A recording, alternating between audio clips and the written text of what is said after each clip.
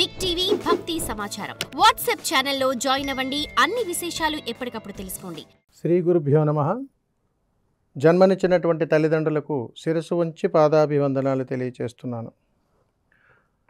ప్రస్తుత సమాజంలో ప్రతి కుటుంబంలోనూ కూడా అనేక రకాలైనటువంటి సమస్యలతో సతమతమైపోతున్నటువంటి తరుణంలో ఏ సమస్యకు పరిష్కారం దొరకక చక్కటి అద్భుతమైనటువంటి జీవితాన్ని చిన్నాభిన్నం చేసుకుంటూ అద్భుతమైనటువంటి ఆనందకరమైనటువంటి జీవితాన్ని పాడు చేసుకుంటూ ఉంటాము.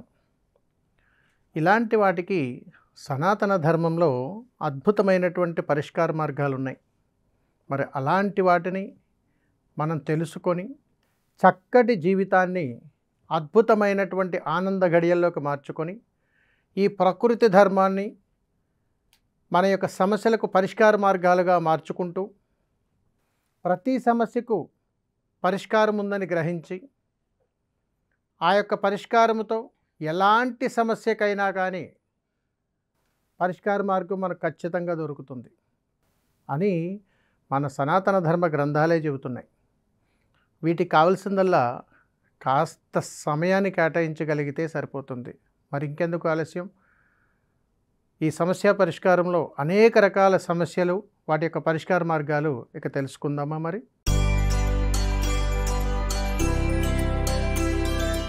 చాలా సందర్భాల్లో మనం గమనిస్తూ ఉంటాం, డబ్బు దగ్గరే ఇంటి దగ్గర సమస్యలు వచ్చేస్తూ ఉంటాయి. ఈ అప్పుల సమస్యలు, రుణ బాధల సమస్యలు, కొట్లాటలు, ఎంత సంపాదించినా డబ్బులు నిలబడకపోవటాలు, అందుకని డబ్బే సమస్య.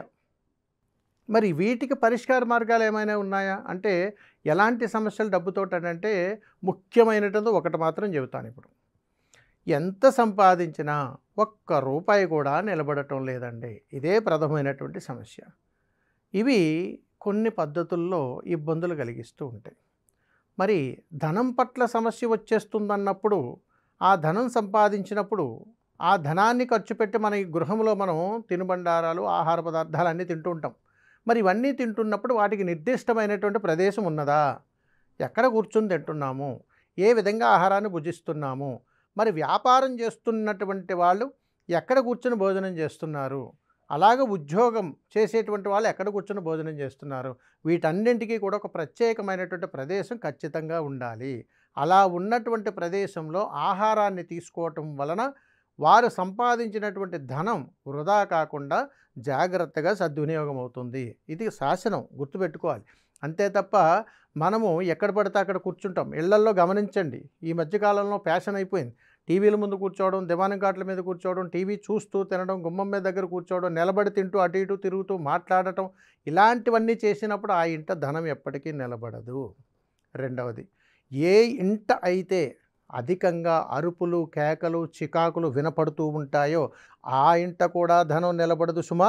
కాబట్టి ధనం యొక్క సమస్యలు ఎందుకు పెరుగుతాయని అడిగితే, ఈ విధమైనటువంటి ప్రయత్నాలన్నీ ఇంట్లో జరుగుతూ ఉంటాయి కాబట్టి ఆ ఇంట ధనం నిలబడదు. రెండవది, ధనము ఇంట్లోకి రాగానే మొట్టమొదట చెయ్యవలసినటువంటి పని, ఎవరైతే ధనార్జన చేస్తున్నారో, ఎవరైతే ధనాన్ని తీసుకుని ఇంట్లోకి వచ్చారో వారు మరుసటి రోజు వారి శక్తి కొలది ఒక మనిషి తినగలిగేటువంటి ఆహారాన్ని దాన ధర్మం చేయగలగాలి. అంటే ఎవరికైనా అన్నం పెట్టడం అలవాటు చేసుకోవాలి. ఎందుకనంటే ఒక ధనము మన చేతికి వచ్చినప్పుడు నువ్వు ఎంత కష్టపడినా, అది ఎన్ని చేతులు మారి మన చేతికి వచ్చినా ఎంతో కొంత పాపకర్మలు అందులో ఉంటాయి. వీటిని ప్రక్షాళన చేసుకునేటువంటి సమయంలో మనం పుణ్యాది కార్యక్రమం ఏదో ఒకటి చెయ్యాలి. అందుకని ధన సమస్యలు పోవాలి అని అంటే ధనం తీసుకున్నటువంటి రోజున కాకుండా మరుసటి రోజు ఒక మనిషికి తినగలిగేటువంటి ఆహారాన్ని మనం ఎవరికైనా ప్రసాదంగా ఇవ్వగలగాలి. అలా చేసినటువంటి వాళ్ళకి ఎలాంటి ధన సమస్యలు ఉండవు. సర్వే జనా సుఖినో భవంతు. శుభం. నమస్కారం. For more videos like this, subscribe Big TV channel.